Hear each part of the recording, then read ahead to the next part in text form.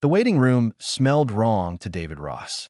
Too clean, too sterile, like the air itself had been scrubbed of anything remotely organic. He sat in a chair designed for bodies that bent differently than his, trying not to look as uncomfortable as he felt. Around him, dozens of alien species moved through Station Unity's diplomatic wing, each one regarding the human ambassador with barely concealed curiosity. Three diplomatic meetings in one day, and David just wanted to go home. Back to Earth, where chairs fit human spines, and the air smelled like air instead of recycled nothing. But duty was duty, and Earth needed this posting. Needed humans to smile and nod and convince the galaxy that they belonged among the stars. The door to the negotiation chamber opened. A Thesian clerk, her scales shimmering under the lights, gestured for David to enter.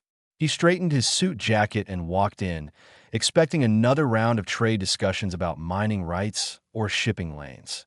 Instead, he found himself facing something else entirely. That Kraltesh dominated the room. The Vrelnath Alpha commander stood at least 8 feet tall, his chitinous armor gleaming like polished obsidian. For arms, each ending in clawed hands, rested against his sides. Behind him, 6 guards stood at attention, their weapons clearly visible despite this supposedly being a peaceful meeting. David had dealt with the Vrelnath before. They ran most of this sector, their collective controlling trade routes and enforcing what they called galactic law. Powerful, ancient, and absolutely convinced of their own superiority. Ambassador Ross. Kraltesh's voice came through the translator as a deep rumble. We meet again, Commander. David took his seat across the vast table. I wasn't expecting you personally. The schedule said this was about quarterly tariff adjustments. Plans change. Kraltesh settled into his own chair, which groaned under his weight. We have a matter of greater importance to discuss.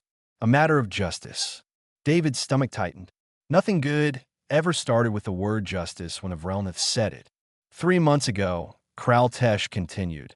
A human vessel entered Vrelnath territory without authorization. The colony ship Promise of Tomorrow, carrying 237 human civilians to your settlement on the Outer Rim. That was a navigation error, David said quickly. We submitted a formal apology. The ship's charts were outdated, and they took what they thought was neutral space. It was an honest mistake. Honest or not, it was a violation of our borders. A violation of galactic law. Kraltesh leaned forward, and David could see his reflection in those dark compound eyes. The Vrelnath Collective does not ignore such violations, Ambassador. To do so would be to invite chaos. Around the table, other diplomats shifted nervously. A Kthari representative, a Thesian observer, even a Dolnari trader who probably just wanted to finish the actual tariff discussion.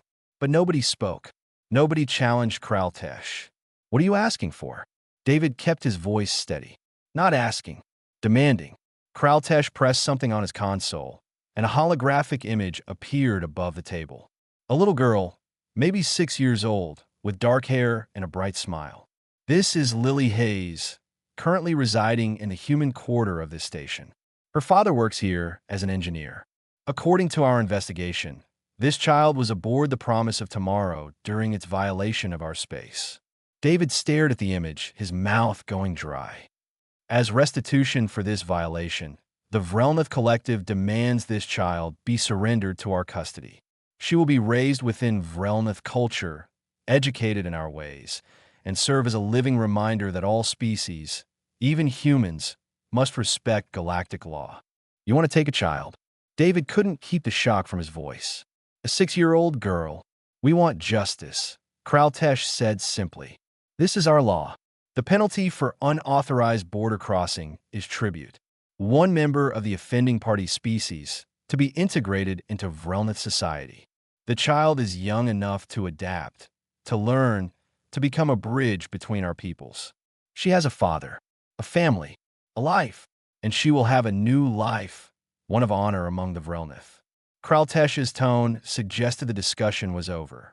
We are being generous, Ambassador. We could have demanded military action, reparations, trade sanctions. Instead, We ask for one child who will be well cared for and educated beyond anything your primitive colony worlds can offer. David looked around the table again. The other diplomats avoided his eyes. They knew what this was really about. The Vrelnith flexing their power, reminding everyone who controlled this sector. And a human child was convenient, symbolic, easy to take. I need to contact Earth, David said. This decision is beyond my authority. You have 6 hours. Kraltesh stood, his guards moving with him. After that, we will retrieve the child ourselves. I suggest you do not make this difficult, Ambassador.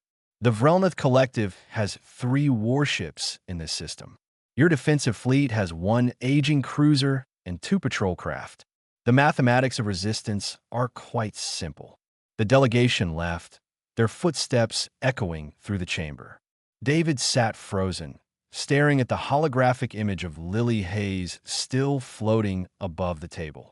6 years old, probably playing somewhere in the human quarter right now, completely unaware that an alien government wanted to take her away from everything she knew.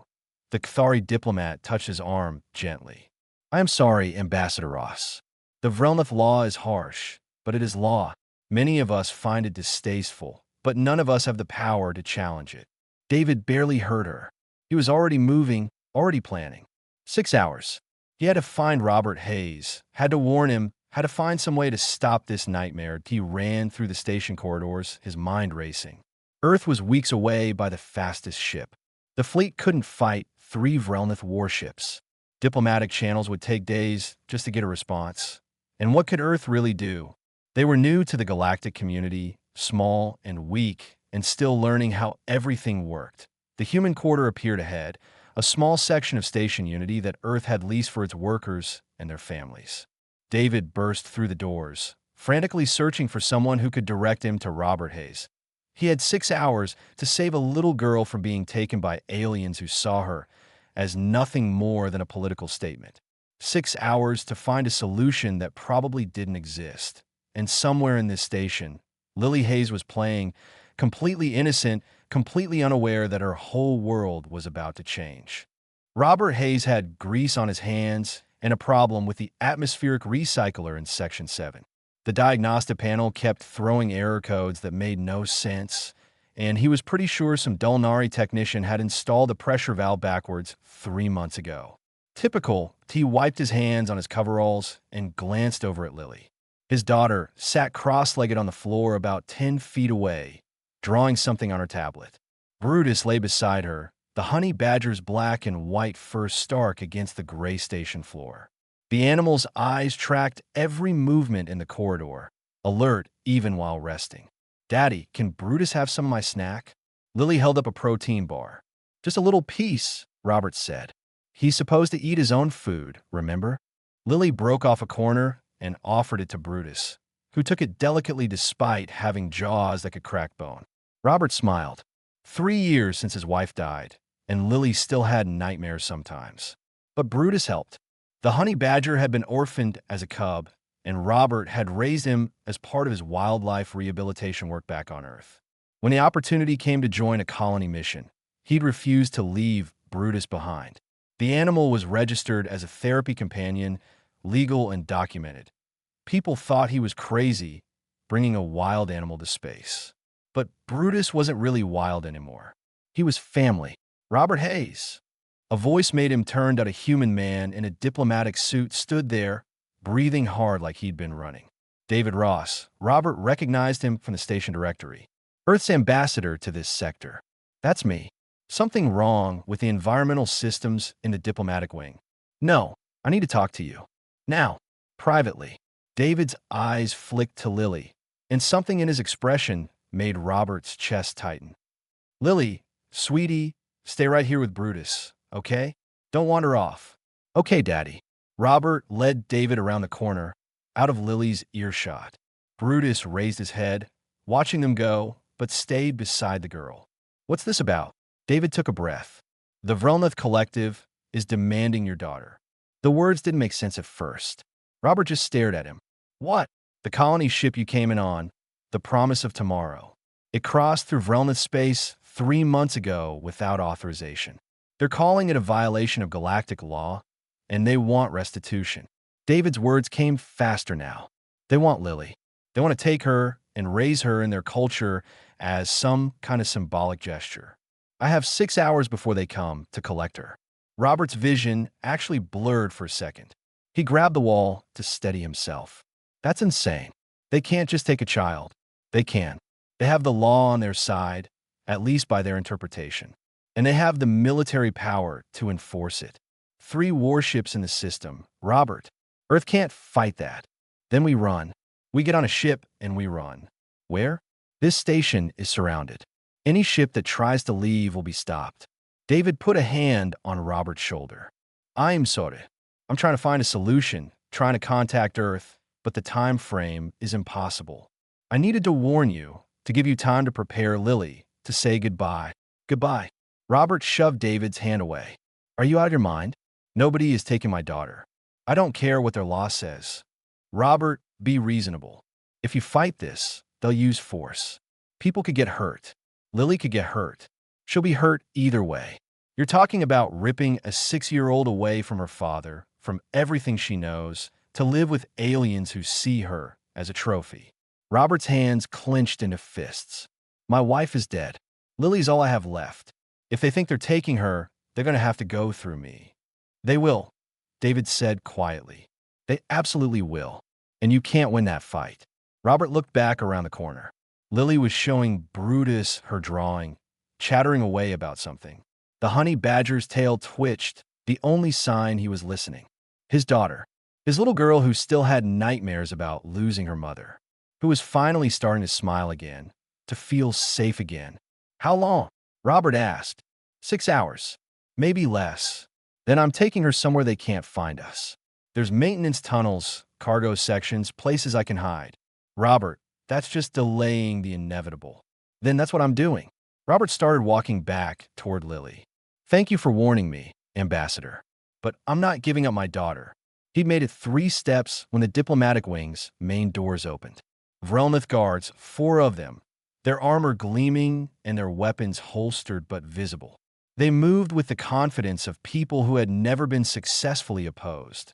The lead guard, a subcommander based on the markings, approached David. Ambassador Ross, we have been authorized to collect the human juvenile early. Commander Kraltesh wishes to avoid unnecessary drama. Early? You said 6 hours. The commander changed his mind. Where's the child? Robert moved before thinking, putting himself between the guards and the corridor where Lily played. You're not taking her. The subcommander looked down at Robert, and if the alien had facial expressions, they didn't translate to anything Robert could read. Step aside, human. This is not your choice to make. She's my daughter. That makes it exactly my choice. Daddy, Lily's voice came from behind him. She'd heard the commotion, had come to see what was wrong. And beside her, moving with that distinctive rolling gait, came Brutus. The honey badger saw the Vrelnath guards and stopped. His head lowered slightly, his eyes fixed on the armored aliens. The fur along his spine rose. Is that an animal? The subcommander sounded curious. Why is there an animal in the diplomatic wing? He's a registered therapy companion, Robert said. He stays with Lily. Irrelevant. Collect the child. 2 guards moved forward. They weren't rough, weren't threatening. They simply intended to walk past Robert and take Lily. Standard procedure, probably. They were massive compared to a human, armored and armed. What was Robert going to do? Fight them? But they'd forgotten about Brutus. The honey badger stepped directly into their path and made a sound Robert had only heard a few times before. Low, rumbling, somehow wrong in a way that bypassed rational thought and went straight to primal hindbrain fear. It was the sound of something that absolutely refused to back down. The Vrelnath guard stopped. They stood there, these massive armored warriors, staring down at an animal that weighed maybe 20 pounds. And they didn't move forward. Robert realized something in that moment. The guards were scanning Brutus, their equipment analyzing him. They saw a small mammal, no weapons, no enhancements, no apparent threat. But something in their evolutionary memory, their genetic understanding of predators and prey, was screaming warnings. Move the animal, the subcommander ordered. Nobody moved. The 2 forward guards exchanged what might have been glances. Brutus took one step forward, and both guards took one step back. Robert almost laughed. Almost. But this wasn't funny. This was his daughter's life. And these aliens wanted to take her. And somehow his 20-pound honey badger was the only thing standing between Lily and these armed guards. I said, "Move the animal." The sub-commander repeated, louder now. "You move him," Robert said quietly. The standoff continued, and Robert knew this was only temporary. Eventually, they'd use weapons or call for more guards or simply grab Lily from another direction. But for now, for this moment, Brutus held the line, and the Vrelnith guards, for all their armor and weapons and power, couldn't seem to force themselves to take that next step forward. The sub-commander's patience ran out. He pulled up a holographic display from his wrist unit, analyzing Brutus with every sensor available to Vrelnith technology. The data came back clear. Organic mammal, approximately 9 kilograms, no cybernetic modifications, no weapons, no armor plating.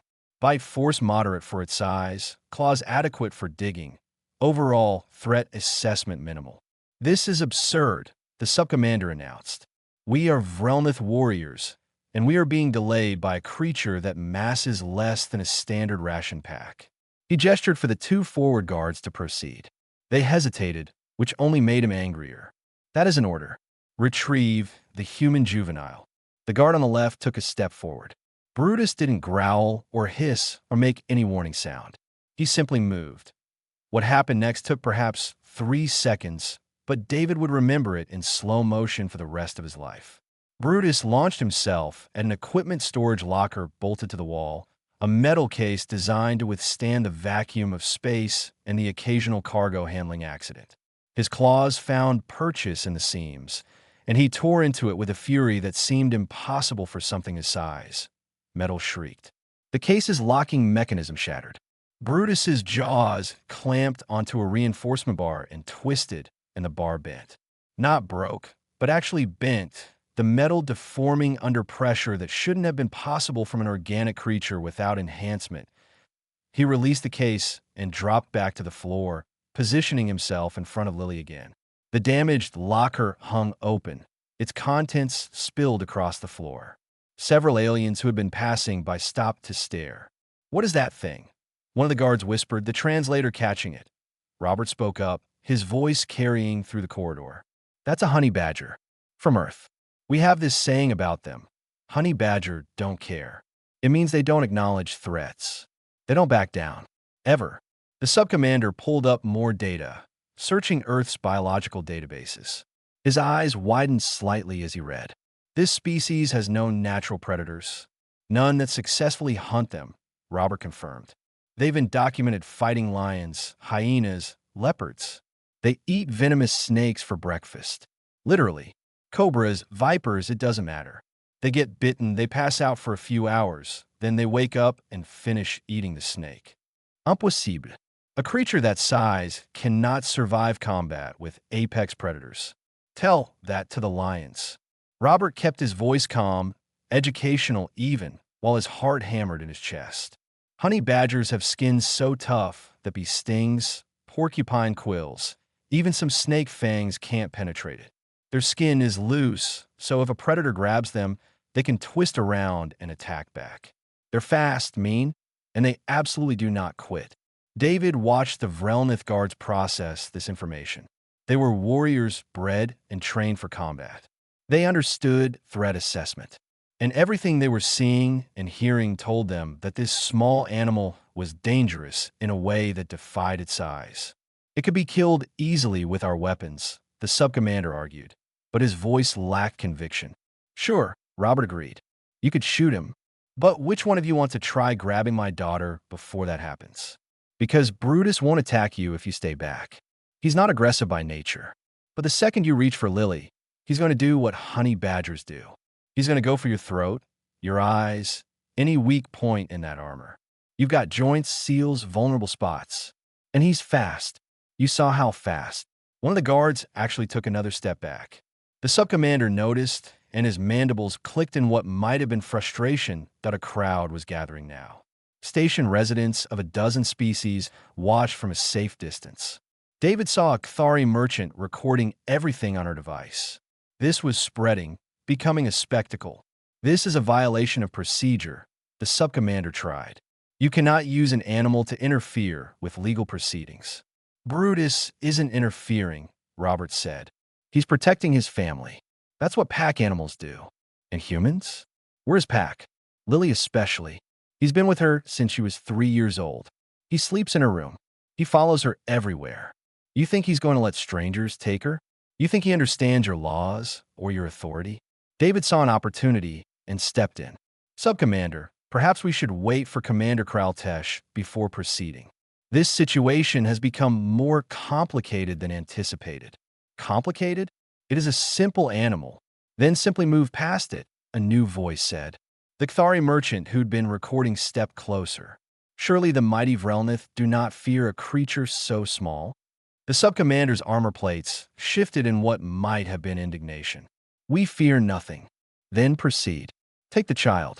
Show us all how easily the Vrelnith overcome obstacles. It was a trap, and everyone knew it. If the guards used weapons on a therapy animal protecting a child, it would look barbaric. If they tried to physically move past Brutus and got injured, they'd look weak. And if they continued to stand there, unable to advance, they'd look incompetent. The subcommander made a decision. We will return with Commander Kraltesh. This matter requires his direct attention. He pointed at Robert. You have gained nothing but time, human. The child will be collected. The guards withdrew, and David heard the crowd murmuring. Saw the looks aliens were giving Brutus. This small creature that had faced down armored warriors without flinching. Robert immediately scooped up Lily, who looked confused and scared. It's okay, sweetie. Everything's okay. Why were those aliens so mad at Brutus? They weren't mad. They were just surprised. Brutus is very good at surprising people. David approached carefully, aware that Brutus was still on high alert. Robert, you just bought some time, but that's all. Kraltesh will come back with more guards, maybe with weapons ready. This can't end well. It's already not ending well, Robert shot back. They want my daughter. There is no good ending to that. What's happening, Daddy? Lily's voice was small, frightened. Robert held her tighter. Nothing you need to worry about. Brutus and I are going to handle it. The honey badger moved closer, pressing against Robert's legs. His eyes never left the direction the guards had gone. David noticed something then. Brutus wasn't acting aggressive or territorial. His body language was purely protective. He'd positioned himself where he could intercept any threat to Lily, but he wasn't seeking conflict. More aliens were gathering, talking among themselves. David heard snippets of conversation in various languages, all being processed by his translator. They were discussing Earth, discussing humans, discussing this animal that had defied Vrelnith authority. Out of the Sien elder approached slowly, her scales dull with age. Ambassador Ross, I witnessed what occurred. That creature, it demonstrated remarkable courage. It demonstrated suicidal stupidity, David said. The Vrelnith will return with overwhelming force. Perhaps, but I have lived many cycles, and I have learned that courage, even suicidal courage, has power. It makes others question, wonder, doubt their own certainty. She looked at Brutus thoughtfully. Your species brought such creatures with you to the stars. That tells me more about humanity than any diplomatic briefing ever could. She shuffled away, leaving David standing there. He looked at Robert, at Lily, at Brutus still standing guard. A human engineer, a frightened child, and a 20-pound animal against the military might of the Vrelnith collective at IT was hopeless. Utterly hopeless. But David found himself pulling out his communicator anyway, recording everything, sending messages to Earth and to every diplomatic contact he had. Maybe someone would care. Maybe someone would help that. Or maybe he was just making sure someone would remember what happened here when the Vrelnith finally came back to take Lily away. Commander Kraltesh arrived 20 minutes later with his full honor guard and a demeanor that could freeze hydrogen. The crowd of onlookers parted quickly, giving the Vrelnith delegation a wide berth. David felt his stomach drop as he counted 12 guards, all heavily armed, all moving with military precision. This was it. The end of the standoff. Robert must have felt it too, because he pushed Lily behind him and placed a hand on Brutus. The honey badger's muscles tensed under his palm. Ready but controlled, Kraltesh surveyed the scene with his compound eyes, taking in the damaged equipment locker, the gathered crowd, the small human and his even smaller animal standing between him and his objective. When he spoke, his voice carried across the entire corridor. This is what the Vrelnath Collective has been reduced to, being defied by a pet. He focused on Robert. You are Robert Hayes, engineer and father to the child Lily Hayes. You were aboard the Promise of Tomorrow during its illegal transit of Vrelnath space. It wasn't illegal, Robert said. It was a navigation error. Ignorance of law is not innocence. You violated our territory. Justice demands payment. We will take the child now, and this farce will end. No, Robert's voice didn't shake. You won't. I have 12 guards, human. I have weapons that could level this entire section of the station. What do you have? An animal and false courage. I have a father's love for his daughter. And yeah, I have Brutus. That's enough. Kraltesh made a sound that the translator rendered as laughter, though it sounded like rocks grinding together. Your primitive attachment to offspring is noted and dismissed. Guards, retrieve the child. If the animal attacks, neutralize it with minimum force. The guards advanced in formation, a coordinated movement designed to overwhelm any resistance. David wanted to look away, but couldn't. This was going to be a massacre, and there was nothing he could do to stop it. Then a voice cut through the tension. Commander Kraltesh, a moment of your time. The Kthari merchant who'd been recording earlier stepped forward, her robes marking her as someone of status among her people. Behind her came the old Desian, and to David's surprise, a Dolnari trade representative. This does not concern you, Kthari, Kraltesh said, doesn't it? You are enforcing Vrelnath law on this station, which operates under multi-species treaty. Your actions affect us all. She gestured to the crowd, and you are doing so publicly, making this a demonstration of Vrelnath power, as is our right. Indeed, the Vrelnath have always maintained that might makes right, that strength determines authority. This is the foundation of your entire civilization, is it not? It is. The strong rule. The weak submit. This is the natural order. The Kthari's eyes gleamed. Then help me understand, Commander. That creature there, the one you dismiss as a mere animal, it refuses to submit despite facing certain death. It stands against impossible odds without fear. By your own philosophy, does that not demonstrate strength? Kraltesh's mandibles clicked in irritation. It demonstrates foolishness. Strength without intelligence is nothing. Is it? Your guards hesitate before it. They have not advanced. Are they intelligent enough to recognize true danger, or are they simply weak? A dangerous silence fell. Kraltesh turned his full attention to the Kthari. You tread on dangerous ground, merchant. I tread on philosophical ground, Commander. You claim to respect strength, yet you call this display of absolute fearlessness foolish. You claim to honor courage, yet you dismiss courage that does not wear armor or carry weapons. She pulled up her recording device. This footage has already been transmitted to 17 different news networks across 9 species territories. The galaxy is watching the Vrelnath Collective try to take a child while a small Earth creature refuses to yield. Tell me, what story do you think they see? The old Desian shuffled forward. I have studied Earth's biology databases. This species, Malivera capensis, has survived on a planet you yourselves classify as a death world. It has no natural predators because nothing can successfully hunt it. It survives in deserts, mountains, forests. It eats prey that would kill most other species. Evolution itself has declared this creature too stubborn to eliminate. And the humans brought it with them, the Dolnari added.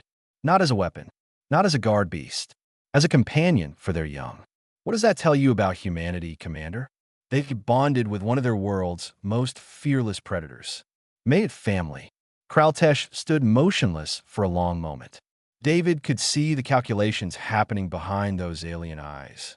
This had become more than a simple enforcement action. This had become political theater, and the Vrelnith were starting to look less like powerful enforcers and more like bullies trying to take a child from her family. I will not be lectured on philosophy by merchants and scholars, Kraltesh finally said. The law is clear. The penalty stands. Then invoke trial by combat, the Kthari said simply. Everyone turned to stare at her. She continued, it is an ancient right, recognized across dozens of cultures, including your own. If you claim the right to take this child by strength of law, let strength prove the validity of that law. Single combat. Between whom? Kraltesh demanded. This human cannot fight a Vrelnith warrior. Not the human. The animal. The corridor erupted in murmurs. David's mind reeled. The Kthari was suggesting Brutus fight a Vrelnith guard in formal combat. That was insane. That was suicide, but Robert spoke up, his voice carrying clearly. I accept, on behalf of Brutus and my daughter. Trial by combat. Your smallest guard against him. If Brutus wins, you withdraw your claim to Lily. If your guard wins, I won't resist when you take her. This is madness, Kraltesh said, but David heard something else in his voice. Uncertainty? Interest? This is strength, Robert countered. You respect strength, right? Then respect this. Brutus doesn't understand your laws or your politics. He just knows that Lily is his family, and he'll protect her with everything he has. That's pure strength, Commander. The kind that doesn't calculate odds or worry about consequences. Kraltesh looked at his guards, at the crowd, at the cameras still recording. David realized the commander was trapped. If he refused, he'd look afraid of a small animal. If he accepted and lost, his authority would be shattered. But if he accepted and won, he'd prove Vrelnith's superiority in the most public way possible. The political calculus came down in favor of accepting. Very well. Trial by combat. My guard Taithron, the smallest of my warriors, against this creature. To yield or unconsciousness. First blood has no meaning since the animal cannot declare surrender. We will use Arena Base 7. 1 hour to prepare. He turned and walked away, his guards following. The crowd immediately exploded in conversation. Aliens gesturing and arguing and placing bets. David grabbed Robert's arm. Are you completely insane? You just agreed to let Brutus fight a Vrelnith warrior. Yeah, I did. Robert looked down at Brutus, who stared back with those dark, calm eyes. Because I've seen him fight, David. Really fight. And I know something the Vrelnith don't. What's that? Honey badgers don't fight to win. They fight because they don't know how to quit. And against an opponent who's never faced that kind of stubbornness. Robert smiled grimly. I'm betting on the badger. Arena Bay 7 had been hastily cleared of cargo containers and converted into an improvised fighting ring. Station security established a perimeter while medical teams from 3 different species set up emergency equipment. Word had spread through the entire station, and hundreds of aliens packed the observation galleries above. David stood beside Robert at the edge of the arena floor, watching Brutus sniff around the space with what appeared to be casual interest.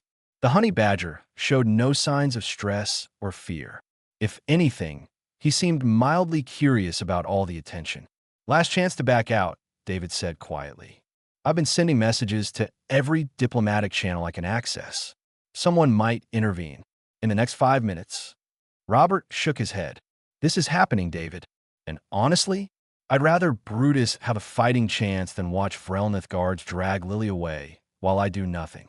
Across the arena, Kraltesh stood with his honor guard. The Vrelnith warrior Taithron stepped forward, and even though he was the smallest of the guards, he still stood over 7 feet tall. His armor gleamed under the harsh lights, reinforced plating covering every vulnerable area. 4 arms meant 4 weapons, though he'd left those aside for this combat. He wouldn't need them, but a neutral arbiter, an elderly member of some species David didn't recognize, moved to the center of the arena. His voice boomed through the translation system. This is trial by combat under ancient protocols recognized by 17 galactic civilizations. The terms: the human Robert Hayes has wagered his daughter's freedom against the Vrelnith Collective's legal claim. Combat will continue until one participant yields or can no longer fight. Participants, do you accept these terms? Accepted, Kraltesh called out. Robert looked down at Brutus, who looked back with those unreadable dark eyes. Accepted. Then let combat begin. Robert unclipped Brutus's collar, the only restraint the animal ever wore. Go get him, buddy. Protect Lily. Brutus padded toward the center of the arena. Tathron moved to meet him, and the size difference was almost comical. The Vrelnath warrior could have stepped on Brutus and ended the fight immediately, but he didn't. He circled, studying the small creature, trying to determine the best approach. Brutus simply stood there, watching, waiting till Tathron made the first move, reaching down with two hands to grab Brutus and pin him. It was almost gentle, an attempt to end this quickly without unnecessary harm. Brutus moved like liquid lightning. He slipped under the grasping hands and went for the joint where Tathron's lower right arm connected to the torso. His claws found purchase in the armor seam, and his jaws clamped on the vulnerable hydraulic coupling. But Tathron jerked back, stumbling. Brutus released and dropped away, landing on all fours and immediately circling to find another angle of attack. The crowd gasped. That brief exchange had happened in less than 2 seconds, and already Tathron's armor showed damage. Fluid leaked from the severed coupling. Dark against the gleaming surface, that Tathron's approach changed. He abandoned gentleness and came at Brutus with speed, trying to use his reach advantage. But Brutus was faster. Every time the warrior's hands came close, the honey badger was somewhere else, moving with a precision that seemed impossible.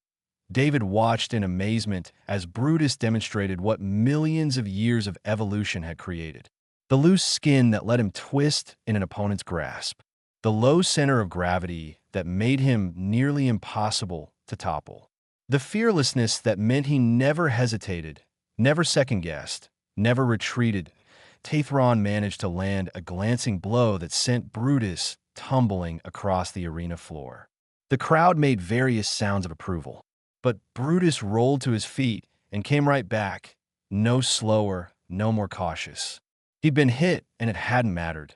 The honey badger changed tactics, going low and fast. He targeted Tathron's feet, the joints where armor plates met, anywhere the warrior couldn't easily defend. Each attack was brief, brutal, and damaging.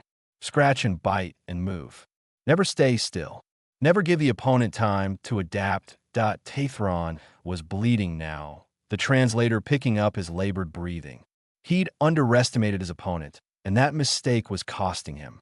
He tried to grab Brutus again, and this time the honey badger let him, twisting in that loose skin to reach Tathron's wrist. The sound of crushing composite material echoed through the arena. The warrior dropped Brutus with a cry of pain. His wrist guard hung in pieces. Brutus landed, shook himself, and immediately pressed the attack. David glanced at Kraltesh. The commander's expression was unreadable, but his body language had shifted. He'd expected a quick victory, expected his warrior to dominate. Instead, he was watching a 20-pound earth animal systematically dismantle a trained Vrelnath guard. Tathron tried a different approach, attempting to use his mass to simply crush Brutus against the floor. He dove forward, all four arms spread wide to trap the animal.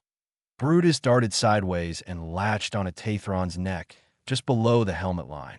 The warrior froze, very aware that those jaws were positioned perfectly to crush his throat if they clamped down harder. The arbiter stepped forward. Does Tathron yield? For a long moment, nothing happened. Then Tathron raised one hand and tapped the floor 3 times. The traditional signal of surrender. Combat ends. The challenger Brutus is victorious. The arena erupted. Aliens of a dozen species were shouting, gesturing, some in celebration and some in shock. Money changed hands as bets were settled.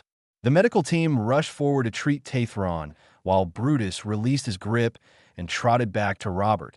Robert scooped up the honey badger, checking him for injuries. A few scratches, nothing serious. Brutus licked Robert's face once, then squirmed to be put down so he could return to Lily, who was being held by a station security officer at the edge of the arena.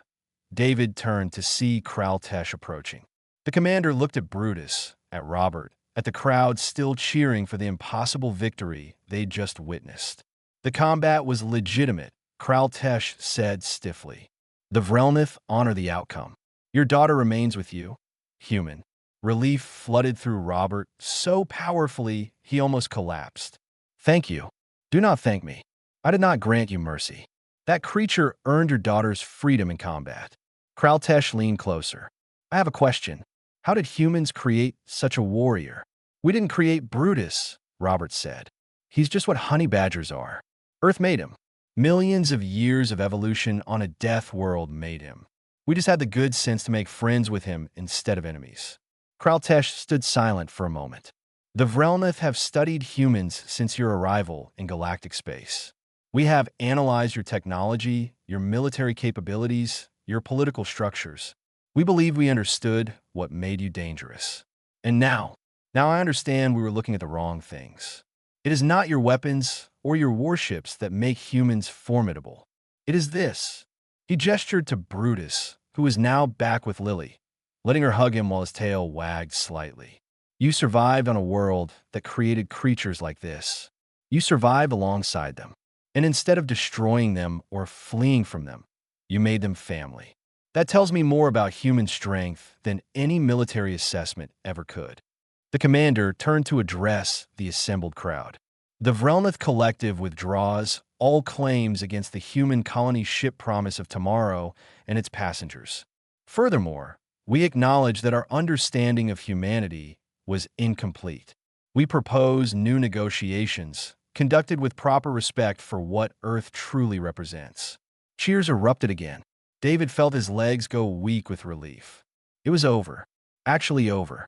3 days later, Robert sat in his quarters watching Lily and Brutus play.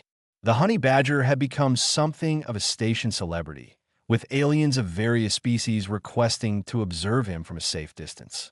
Robert had politely declined most of the requests. Brutus wasn't a circus act. He was family. David knocked and entered, carrying a tablet loaded with messages. You're not going to believe the response this has generated. Earth wants to give Brutus a medal.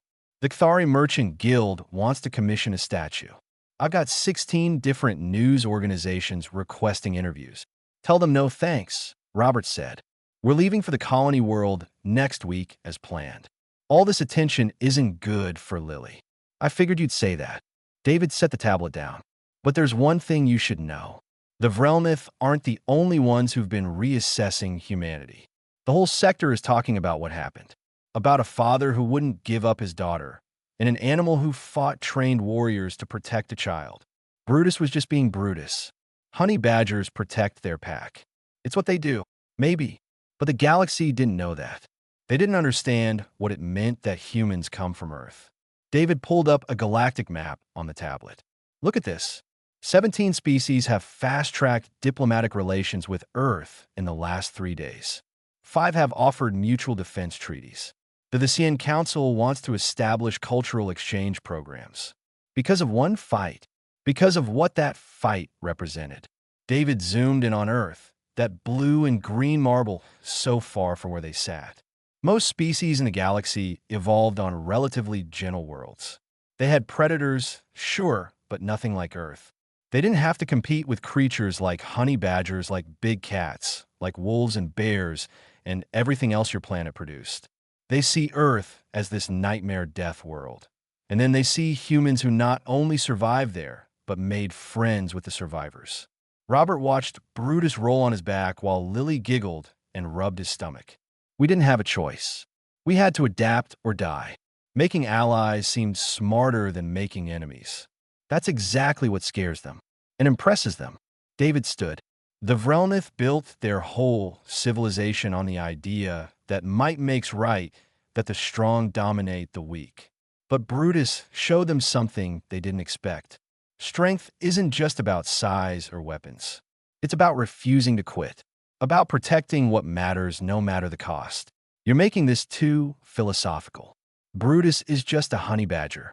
I'm just a dad who didn't want to lose his daughter.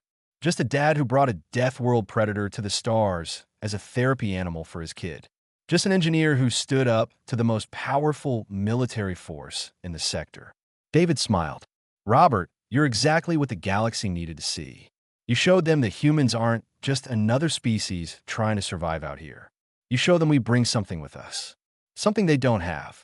What's that? Hope. Loyalty.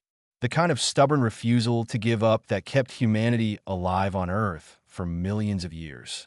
The kind of bonds we form with creatures that could kill us, but choose to be our friends instead. A soft chime indicated someone at the door. Robert opened it to find Kraltesh standing there, alone and without his usual guard detail. Commander, I wasn't expecting you. May I enter? I wish to speak with you privately. Robert hesitated, then stepped aside.